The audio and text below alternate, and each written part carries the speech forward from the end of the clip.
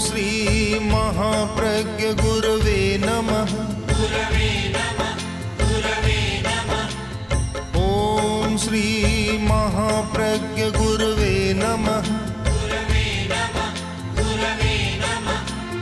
ओम श्री महाप्रज्ञ गुरवे नमः। ओम श्री महाप्रज्ञ गुरवे नमः। ओम श्री महाप्रज्ञ गुरवे नमः। नमो अरहंताणं नमो अरहंताणं नमो अरहंताणं। मैं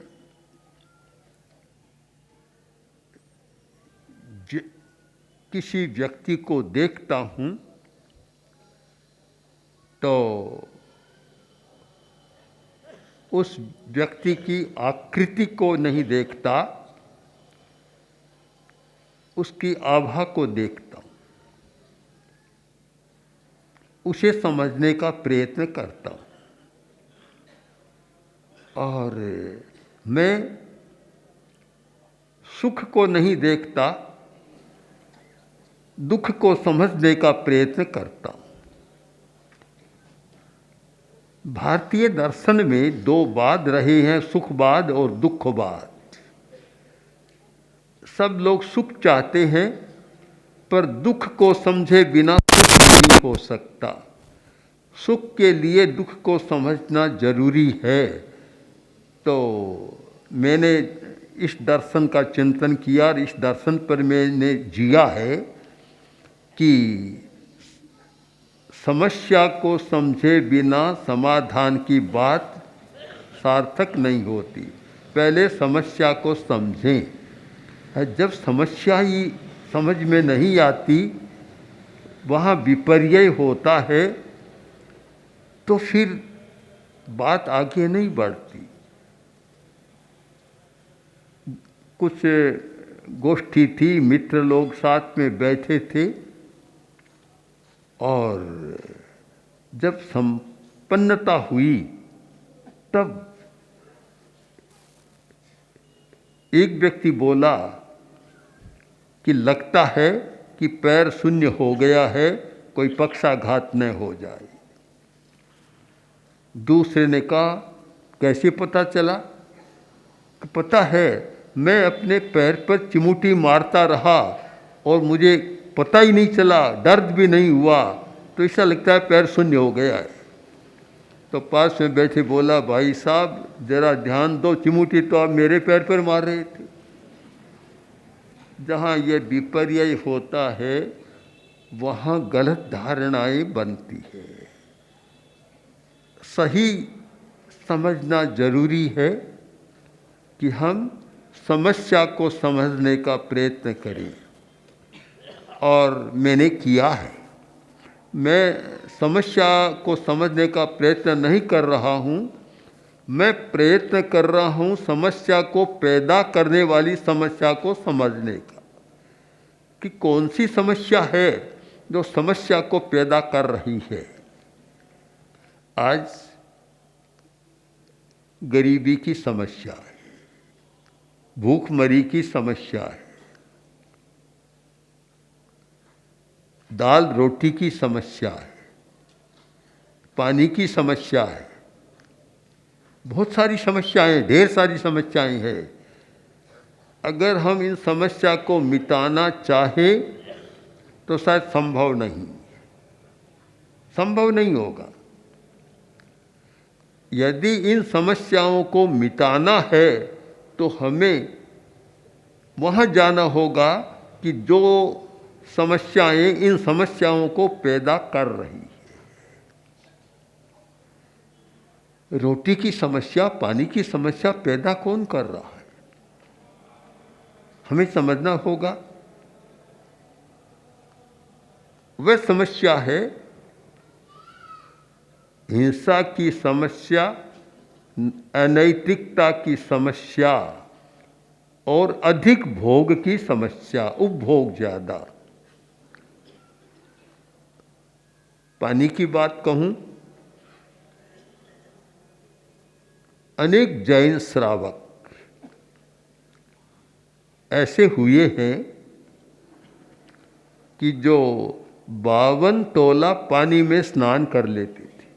आज तो शायद कहानी लगती है, कल्पना लगती है, क्या 52 तोला पानी में स्नान हो सकता है?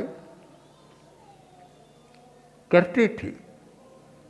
और ये कहावत थी जैन परंपरा में, जैन श्रावकाचार में, कि पानी को वैसे बरतो जैसे कंजूस आदमी घी को बरतता है। एक बूंद भी व्यर्थ मत कमाओ, क्योंकि एक बूंद को समाप्त करने का मतलब है असंख्य जीवों की हत्या, हिंसा। ये एक जो धारणा थी, इस धारणा को अगर आज जीवित रखें तो शायद पानी की समस्या न हो। पीने को पानी नहीं मिल रहा है, बड़ी मुसीबत है और आने वाली है। क्यों आ रही है? कि इतना ज़्यादा अपव्यय हो रहा है, उपभोग ज़्यादा हो रहा है, और जिसका उपभोग ज़्यादा होगा वह समस्या पैदा करेगी। एक सिद्धांत है इकोलॉजी का, सृष्टि संतुलन का एक सिद्धांत है कि पदार्थ कम है, उपभोक्ता ज़्यादा है। उपभोक्ता बहुत और पदार्थ कम, और कुछ व्यक्ति इतना ज़्यादा उपभोग करें तो फिर दूसरों के लिए तो गड्ढा हो जाएगा। एक जगह पहाड़ बनेगा तो दूसरी जगह गड्ढा बन जाएगा। समस्या को पैदा करने वाली समस्या है असंयम। असंयम सारी समस्याओं की जड़ है। आचार्य तुलसी ने अणुव्रत का जो घोष दिया, संयमे खलु जीवनम, इस घोष में मैं वर्तमान की समस्याओं का समाधान देख रहा हूँ कि संयम है तो जीवन है। संयम करो,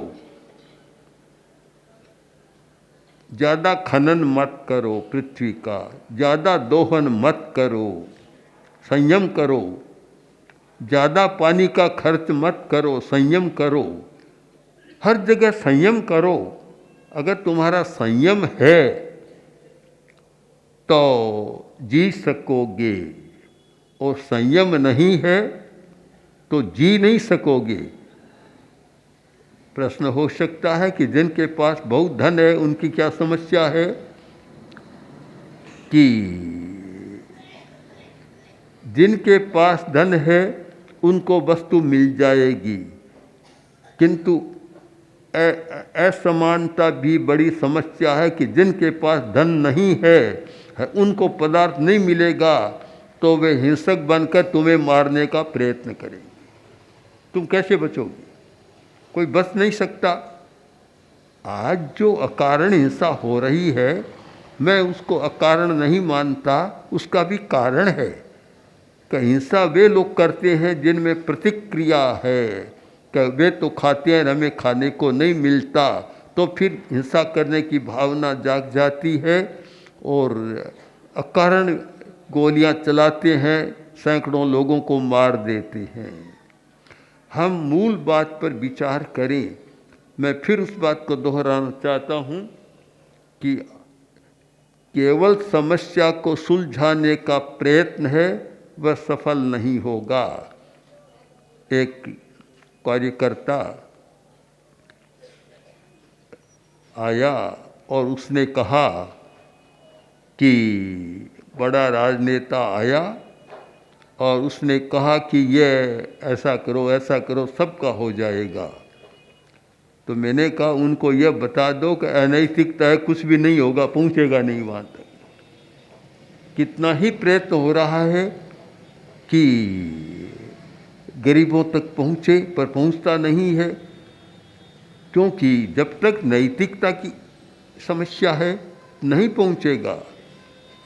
तो मैं दो समस्या की ओर ध्यान देना चाहता हूँ, बड़ी समस्याएं। एक तो हिंसा की समस्या, असंयम की समस्या, और एक अनैतिकता की समस्या। ये दो बड़ी समस्याएं, मैंने एक पुस्तक पढ़ी थी बिग इमोशन, तो मैं कह सकता हूँ ये भी बिग प्रॉब्लम, दो बड़ी समस्याएं हैं। अनैतिकता की समस्या, असंयम की समस्या या हिंसा की समस्या। असंयम की समस्या, जब तक असंयम और उपभोग अधिक रहेगा, अधिक उपभोग, कुछ राष्ट्र ऐसे हैं कि दुनिया का आधा हिस्सा से ज़्यादा, इतना हिस्सा अकेले भोग रहे हैं, और कुछ राष्ट्र ऐसे हैं कि जिनको खाने को भी नहीं मिल रहा है, पूर्ति भी नहीं हो रही है। ये जो असमानता है, ये असमानता एक बड़ी समस्या है, और ये सारी समस्या असंयम के कारण पैदा होती है। तो इसलिए बहुत संक्षेप में जो मैंने कुछ कहा, आप इसे विस्तार से समझने का प्रयत्न करें कि जब तक समस्या की जड़ को समाप्त नहीं किया जाएगा, तब तक समस्या को कभी समाप्त किया नहीं जा सकता। कारण तो विद्यमान है, तो कार्य कैसे नहीं होगा? हम कारण को ही समाप्त करें। कहावत तो सामान्य से चलती है कि चोर को मत मारो, चोर की माँ को मारो। कहावत है, ये कहावत है, पर इस अर्थपूर्ण है कि दिखने वाली समस्या को समाप्त करने का प्रयत्न मत करो, जहाँ से समस्या पैदा हो रही है उसको प्रयत्न करो। और मैं मानता हूँ कि भगवान महावीर ने एक सुंदर दर्शन दिया था, श्रावक के 12 व्रत। अब तक तो ऐसा ही समझा जा रहा है कि यह सामान्य बात है, किंतु आज मैं उन व्रतों को अर्थशास्त्रीय दृष्टि से देखता हूँ। आज उनको मैं समाजशास्त्रीय दृष्टि से देखता हूँ, और आज उनको मैं मानस शास्त्र, मनोविज्ञान की दृष्टि से देखता हूँ। तो ये 12 व्रत हैं, ये वर्तमान की बड़ी से बड़ी समस्याओं को सुलझाने का रास्ता दिखा सकते हैं। इतने महत्वपूर्ण है व्रत, उनको ठीक आज के परिप्रेक्ष्य में नहीं समझा गया, केवल साधारणतः समझा गया। अगर उनको आज के दूसरे शास्त्रों के संदर्भ में समझा जाए तो उनका मूल्य हमारी समझ में आ सकता है। क्योंकि मूल्य है वह कब आंका जाता है? मूल्यांकन तब होता है जब दूसरों के संदर्भ में हम तुलना करें, अन्यथा उसका कोई मूल्य समझ में नहीं आता, कोई पता ही नहीं चलता इसका कोई मूल्य है। मूल्य दूसरों की तुलना में करें। ऐसे अनेक प्रसंग अभी सामने हमारे आए कि अनुव्रत के प्रतिनिधि या कुछ हमारे दर्शन विचारों के प्रतिनिधि जब बाहर गए, उन्होंने बातें रखी तो लोगों को लगा ये तो बहुत बड़ा समाधान है, बहुत समाधान है। लंदन में अभी शिविर हुआ, उसमें इटली के 20 लोग आए थे, और जब अहिंसा प्रशिक्षण, अहिंसा दर्शन की बात उनके सामने रखी तो उन्होंने कहा कि यह तो बहुत नई बात है हमारे लिए, और इतने प्रसन्न हुए। उन्होंने कहा कि हमने अहिंसा को नए सिरे से समझने का प्रयत्न किया है, और अब हम और ज़्यादा लोगों को लेकर यहाँ आएंगे। तो आवश्यक है हमारे साधु साध्वियाँ, श्रावक समाज, श्रावक श्राविकाएँ सब समझने का प्रयत्न करें कि हम जो सामायिक कर रहे हैं, हम 12 व्रती बन रहे हैं, इनका इतना मूल्य है कि केवल हमारे तक नहीं, विश्व की बड़ी से बड़ी समस्या को सुलझाने का सूत्र इनमें छिपा हुआ है। उन सूत्रों को हम समझें, उस रहस्य को हम पकड़ें, रहस्य की बात समझ में आ जाए तो शायद बहुत बड़ा एक काम हो सकता है। व्यक्तिगत जीवन अच्छा बन सकता है, और एक सामाजिक जीवन भी अच्छा बन सकता है, और हम उससे आगे राष्ट्र और विश्व को भी कुछ दे सकते हैं। इसलिए आप लोग चिंतन करें, और जो प्रबुद्ध लोग हैं, पढ़े लिखे हैं, जिनका अध्ययन है, वे और अधिक चिंतन करें कि हम स्वाध्याय करें। स्वाध्याय गहराई से पढ़ें। बिना स्वाध्याय के, अध्ययन के बिना कुछ पता नहीं चलता, पता ही नहीं चलता। भीख मांग रहा है और कोई उधर से एक दैवज्ञ आया, दैवज्ञ जो भाग्य को जानने वाला या रेखाओं को जानने वाला, उसने देखा कि यह युवक, छोटा युवक है, नव युवक, भीख मांग रहा है। इसका ललाट तो बता रहा है कि ये भिखारी नहीं है। फेस रीडिंग करता है, दैवज्ञ देखता है आकृति को कि यह तो भिखारी तो नहीं हो सकता। पास में गया, जाकर बोला कि क्या कर रहे हो बच्चे? कि भीख मांग रहा हूँ। क्यों?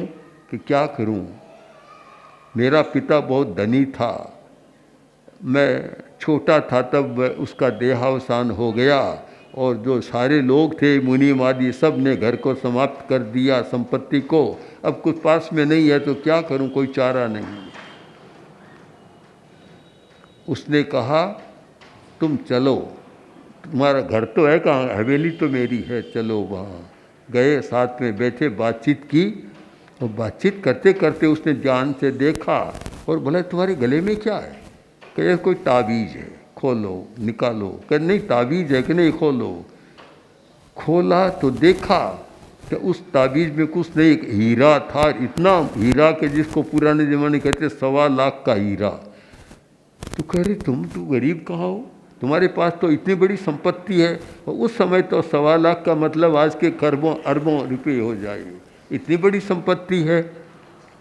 बोला साहब मुझे पता नहीं था, अब पता चला तो धनी बन गया, भीख की जरूरत नहीं रही। मानता हूँ कि हर व्यक्ति के पास वह हीरा तो है, पर पता नहीं कि हमारे पास कुछ है।